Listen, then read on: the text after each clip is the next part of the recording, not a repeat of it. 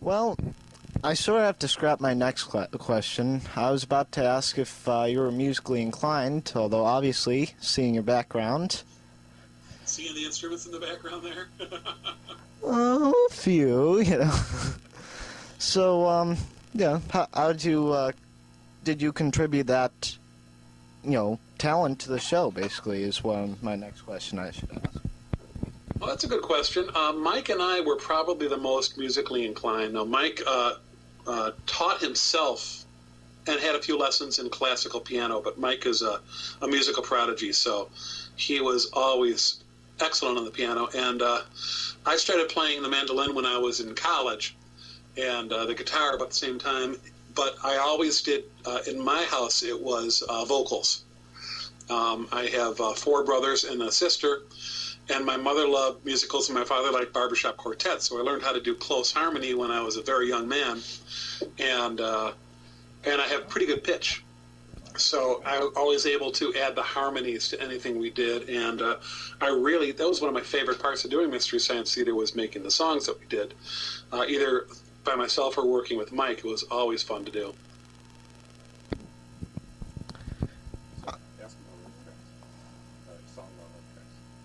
I'm sorry? Ask about songs on live tracks. I'm sorry. Are they going to do any songs on your current project, Riff Tracks? Or? That's an excellent question. Actually, I think eventually, not right away, but I want to do sort of a musical version where the riffs are actually musical. I think that would be great fun to add music to a film that doesn't have one. I think that would be wonderful to do. So, yeah, I would say keep watching, and in the future you're going to see much more in the way of musical riff tracks. Well, we'll look forward to it.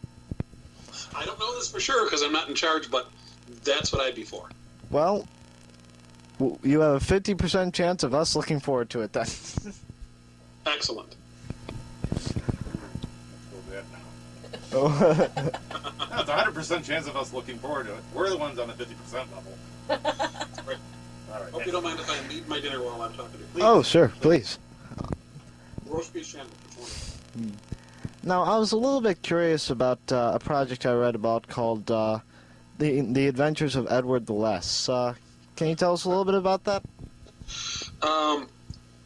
Sure, right. Not long after we finished Mystery Science Theater, Mike and Bill and Paul and Patrick, who was our prop man, Paul was one of the writers on the show, we were looking for fun projects to do. And we still had some fans at the Sci-Fi Channel.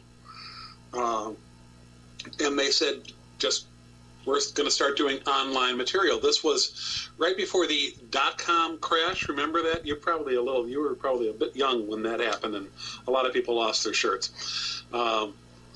But they were looking for what they called at the time content, which means anything that they can throw up on the internet that is kind of funny or remotely interesting or distracting.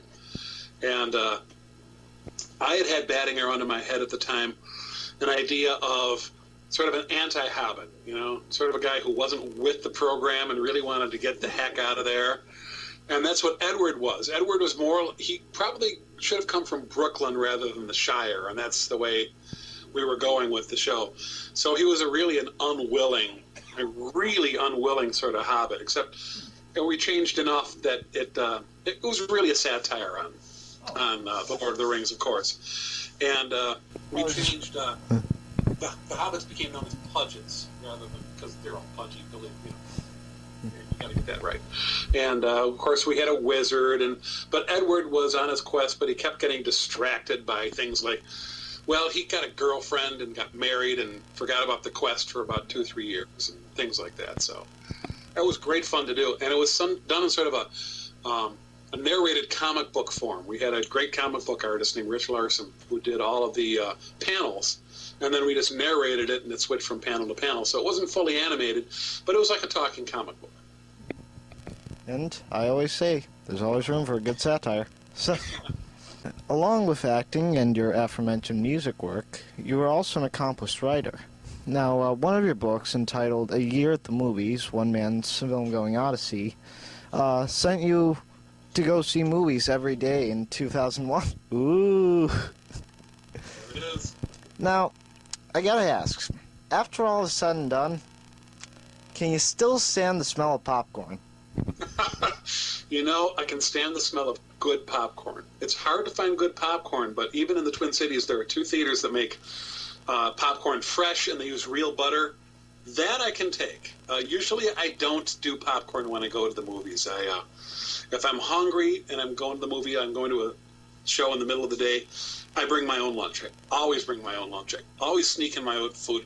I highly recommend sneaking in your own food because it's cheaper, it's better, and it has that nice taste of subversion to it. Trust me, go to Regal Cinemas. Anything's cheaper. So. Yeah, Stephen Wright, you know the comic Stephen Wright? He's sort of dull and he's got this sort of lifeless effect to him. And one of his jokes was, I just had the most expensive meal of my life. It was in a snack bar, in a movie theater, in an airport. I thought that was pretty funny. But all seriousness, what do you consider your best and worst experiences from that? Right, darn good sandwich, roast beef, very good. I think the worst experience was early in the project. I'd had a kidney stone, and I had to keep going. I mean, even though I'd had a kidney stone, I don't know if any of you folks who are watching this have had a kidney stone, but it's the most pain, they say, that a male person can have. It's the male equivalent of labor pain. Don't know if it's true because I've never had a baby. However, it was pretty doggone painful, and I had to go in the doctor's office, and I still had to go see these movies, and I actually flew to London still with the symptoms of a kidney stone. So this was really hard. It was difficult to do, but I muddled through and I made for a decent chapter of the book. And there's so many high points. I mean, I showed films on the beach in Mexico. I showed films on a terrace in a villa in Italy. I went to the Midnight Sun Film Festival and saw a silent movie with a live string ensemble, a live orchestra during the middle of a thunderstorm.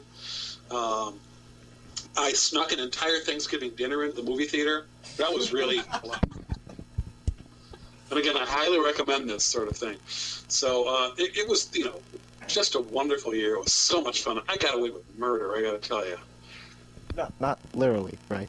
No. I didn't kill anybody. No. If you look at a newspaper listing, you can find about 150 feeders in one certain area, most of them showing Enchanted. So tell me, how did you find 365 movies to go see? Well, I didn't limit myself to seeing a different movie every day, but I had to go to a movie theater and see a movie. So that would have been sort of impossible and really not quite the point. Because there was one week I wanted to see if the date movie still existed. So I took 6 different women to the same movie on different nights, much to the consternation of my wife. Luckily,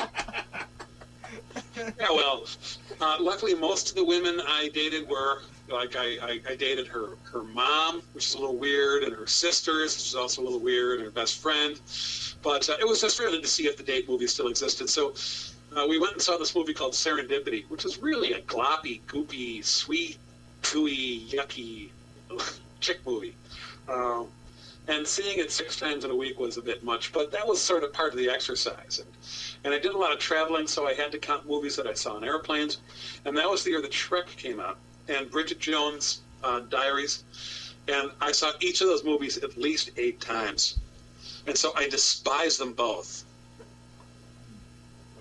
But but I also tried to see as many more adventurous ways of seeing movies and adventurous movies as I could. So I saw a lot of experimental films and a lot of homegrown digital films and homemade film festivals, things like that.